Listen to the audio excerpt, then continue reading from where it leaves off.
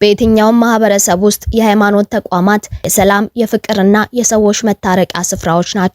የእምነት ቦታዎች ክብር ሲጠበቅ የማህበረሰቡ ሰላም ይጸናል። ነገር ግን ይህን ታላቅ እሴት ወደ ጎን በመተው በንጹሃን የጸሎት ስፍራዎች ላይ የሚፈጸሙ ጥቃቶችና ህገወጥ ድርጊቶችን መስማት ልብን እጅግ ያሳዝናል። ሰው የሚያምነውን አምላክ የሚያመልክበት ስፍራ በድንገት ሲነጠቅ፣ የሚጸልይበትን ቦታም ሲያጣ፣ ድንገት እንዳልነበር ሆኖ ፈራርሶ ሲጠብቀው እጅግ አስደንጋጭ ብሎም ማሳዛኝ እንደሚሆንበት አይካድም። በመሃል አዲስ አበባ በርካቶችን ያስደነገጠው የሃይማኖት ተቋም ውድመት እንዲህ ነው። የመንግስተ ሰማይ እንደራሴዎች ዓለም አቀፍ ቤተክርስቲያን ላይ እጅግ አሳዛኝና አስደንጋጭ ጥቃት መፈጸሙ ተሰምቷል። ቦታው የኛ ነው በሚል ሰበብ በቡድን የተደራጁ ግለሰቦች የቤተክርስቲያኑን ቅጥር ግቢ በኃይል ሰብረው በመግባት ከ10 ሚሊዮን ብር በላይ የሚያወጣ ንብረት መዝረፋቸውንና ቤተክርስቲያኗንም ማውደማቸው ተገልጿል። ቤተክርስቲያኗ ባወጣችው መግለጫም በደረሰባት ውድመት ማዘኗን በመግለጽ ይህን ተግባር የፈጸሙ ሰዎች ላይ ህግ ተገቢውን እርምጃ እንዲወስድ ጠይቃለች። የአዲስ አበባ ፖሊስም ተጠርጣሪዎችን በቁጥጥር ስር ማዋሉን ገልጿል። ለመሆኑ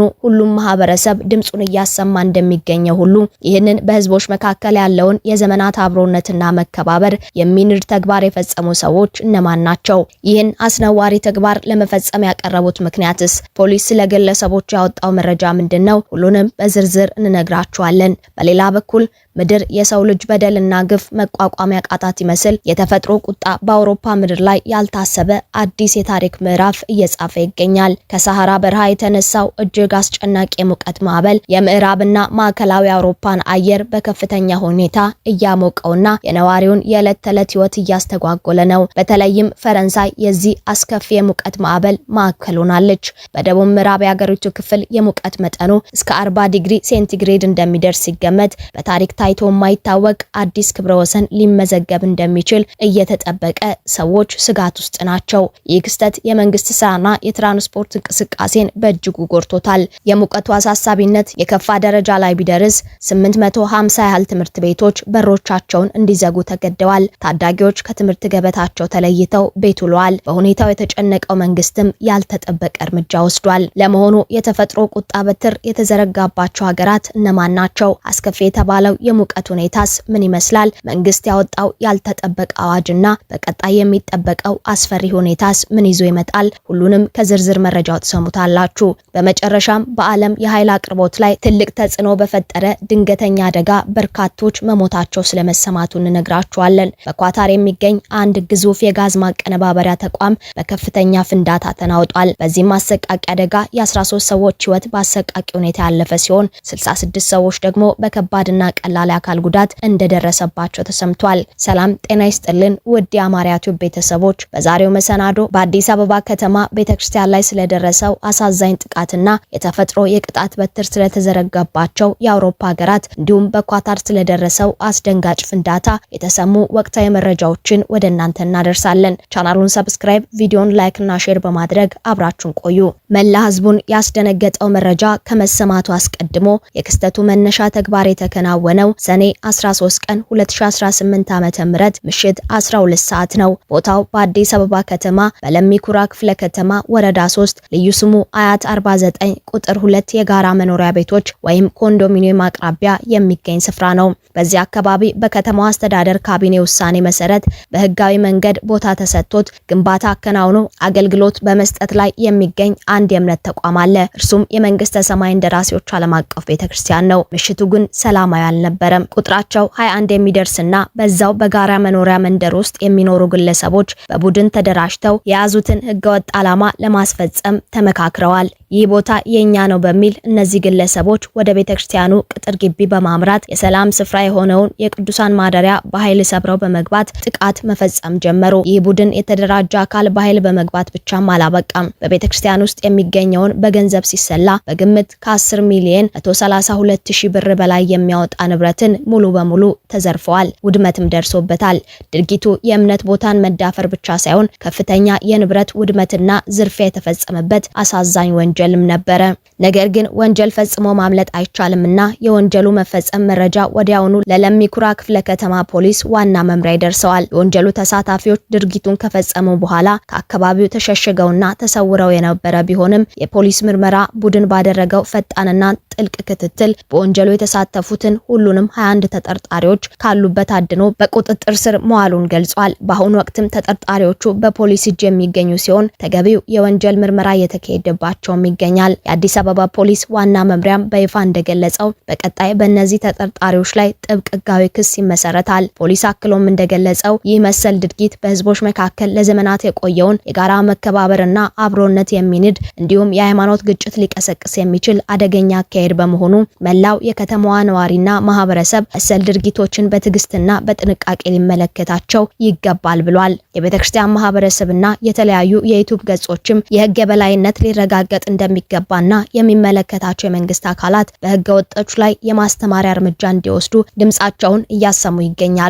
ፖሊስም ምርመራውን ሲያጠናቅቅ ተገቢውን እርምጃ እንደሚወስድ በሰጠው መግለጫ አስታውቋል። ውድ የአማርያ ቲዩብ ቤተሰቦች በዚህ ጉዳይ ላይ ምን ትላላችሁ? ሐሳባችሁን አስተያየት መጻፊያው ላይ አጋሩን እያልን ወደ ሌላኛው መረጃችን እናመራለን። የተፈጥሮ ቁጣ በአውሮፓ ምድር ላይ ያልታሰበ አዲስ የታሪክ ምዕራፍ እየጻፈ ይገኛል። ከሰሃራ በረሃ የተነሳው እጅግ አስጨናቂ የሙቀት ማዕበል የምዕራብና ማዕከላዊ አውሮፓን አየር በከፍተኛ ሁኔታ እያሞቀውና የነዋሪውን የዕለት ተዕለት ህይወት እያስተጓጎለ ነው። በተለይም ፈረንሳይ የዚህ አስከፊ የሙቀት ማዕበል ማዕከል ሆናለች። በደቡብ ምዕራብ የሀገሪቱ ክፍል በምትገኘው ቦርዶ ከተማ የሙቀት መጠኑ እስከ 40 ዲግሪ ሴንቲግሬድ እንደሚደርስ ሲገመት በታሪክ ታይቶ የማይታወቅ አዲስ ክብረ ወሰን ሊመዘገብ እንደሚችል ይጠበቃል። ይህ ክስተት የመንግስትን ስራና የትራንስፖርት እንቅስቃሴ በእጅጉ ፈትኖታል። የሙቀቱ አሳሳቢነት ምን ያህል የከፋ እንደሆነ የሚያሳየውም በፈረንሳይ 850 ያህል ትምህርት ቤቶች በሮቻቸውን ለተማሪዎች ዘግተዋል። ከ1500 ገደማ በላይ የሚሆኑ ታዳጊዎችም ከትምህርት ገበታቸው ተለይተው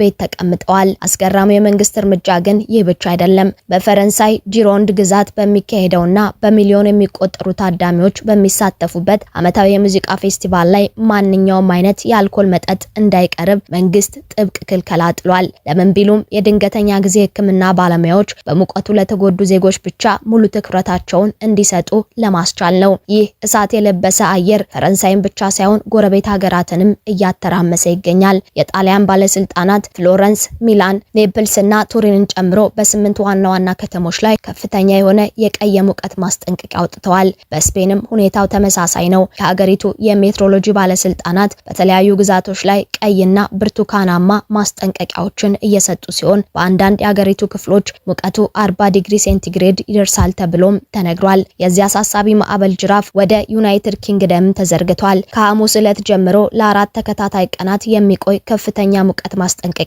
የተሰጠ ሲሆን የሙቀት መጠኑ እስከ 38 ዲግሪ ሴንቲግሬድ ሊደርስ እንደሚችል ተገምቷል። በአጠቃላይ አውሮፓ በተፈጥሮ ፈተና ውስጥ ወድቃ የዜጎቿ ህይወት፣ የትምህርት ቤቶችና ታላላቅ እውነቶች በከፍተኛ የሙቀት ማዕበል እየተስተጓጎሉ ይገኛሉ። ይህ ክስተትም የዓለማችን የአየር ንብረት ለውጥ ምን ያህል አሳሳቢ ደረጃ ላይ እንደደረሰ በግልጽ የሚያሳይ የዘመናችን ትልቅ ማሳያ ሆኗል። ፈጣሪ በአስቸጋሪ የአየር ንብረት ውስጥ እየተጨነቁ ላሉ ወገኖች ይድረስላቸው እያልን እኛም ወደ መጨረሻው መረጃችን እናመራለን። ዓለማችን በከፍተኛ የኃይል ፍላጎትና ሽሚያ ውስጥ ባለችበት በዚህ ወቅት ከነዳጅና ከተፈጥሮ ጋዝ በረከት ጋር ስሟ በግንባር ቀደምትነት የሚነሳው የኳታር ምድር ባልታሰበ ድንገተኛ አደጋ ተናውጧል። መላው ዓለም ትኩረቱን የሳበው ይህ ክስተት የተመዘገበው በሀገሪቱ በሚገኝ አንድ ግዙፍ የጋዝ ማቀነባበሪያ ተቋም ውስጥ ነው። ነገሩ እንዲህ ነው። በተቋም ውስጥ በተቀሰቀሰ ድንገተኛና ኃይለኛ ፍንዳታ ምክንያት አካባቢው በጭስና በእሳት ራፊ ተውጧል። ፍንዳታው ያስከተለው የጉዳት መጠን እጅግ አሳዛኝና ልብ ሰባሪም ሆኗል። በዚህ አሰቃቂ አደጋ ምክንያት 13 ንጹሃን ዜጎች ህይወታቸውን በቅጽበት ያጡ ሲሆን 66 የሚሆኑት ደግሞ የተለያየ ደረጃ ያለው የአካል ጉዳትና ቁስለት ደርሶባቸዋል። ይህንን አስደንጋጭ መርዶ ለዓለም ህዝብ ይፋ ያደረጉት የኳታር ኢነርጂ ሚኒስተር ሳድ አልካቢ ናቸው። አደጋው ከተከሰተበት ቅጽበት ጀምሮ የሀገሪቱ ከፍተኛ ባለስልጣናትና የነፍስ አድን ቡድኖች ወደ ስፍራው በፍጥነት ያቀኑ ሲሆን ጉዳት ለደረሰባቸው ወገኖች የሚሰጠውን የህክምና አቅርቦትና ሰብአዊ እርዳታ ስራዎችን ከመቼውም ጊዜ በላይ አጠናክረው ቀጥለዋል። ለመሆኑ የዚህ አስከፊ ፍንዳታ ትክክለኛ መንስኤ ምን ይሆን የሚለው የብዙዎች ጥያቄ ሆኗል። በአሁኑ ወቅት የአደጋው መንስኤ በትክክል ለማወቅና ከጀርባው ያለውን እውነት ፍንትው አድርጎ ለማውጣት ጥብቅ ምርመራ እየተካሄደ እንደሚገኝ ተነግሯል። ከዚህ ጋር ተያይዞ በብዙ ዓለም ሀገራት ዘንድ ትልቅ ስጋት ፈጥሮ የነበረው ኳታር ወደ ውጭ የምታደርገው የጋዝ አቅርቦት ይስተጓጎሉ ይሆን የሚለው የብዙዎች ስጋት ሲሆን ሆኖም የሀገሪቱ ኢነርጂ ሚኒስተር ሳድ አልካቢ ለዓለም ገበያ ይፋዊ መረጋገጫ ሰጥተዋል። እርሳቸው እንዳሉት ምንም እንኳን አደጋው እጅግ አሳዛኝና ከባድ ቢሆንም በተቋም ውስጥ የተፈጠረው ፍንዳታ ኳታር በሀገር ውስጥ የምታመርተውንም ሆነ ወደ ውጭ ሀገራት የምታደርገውን የጋዝ ኤክስፖርትና የላኪነት ስራ ፈጽሞ እንደማያስተጓጉለው በቁራጭ ቃል አረጋግጠዋል። ይህ አደጋ የተፈጥሮ ጋዝና የነዳጅ ማቀነባበሪያ ተቋማት ምን ያህል ለከፍተኛ አደጋ የተጋለጡ መሆናቸውን፣ የጥንቃቄ እርምጃዎችም ምን ያህል ወሳኝ እንደሆኑ ዳግም ያሳየ ክስተት ሆኖ አልፏል። ውድ የአማርያ ቲዩብ ቤተሰቦች ለዛሬ ወደ እናንተ ያደረስነውን ወቅታዊ መረጃዎችን የያዘውን መሰናዶ በዚያ በቃን። ዳግም በሌሎች ወቅታዊ መሰናዶች እስክንገናኝ በያላችሁበት ቸር ቆዩልን።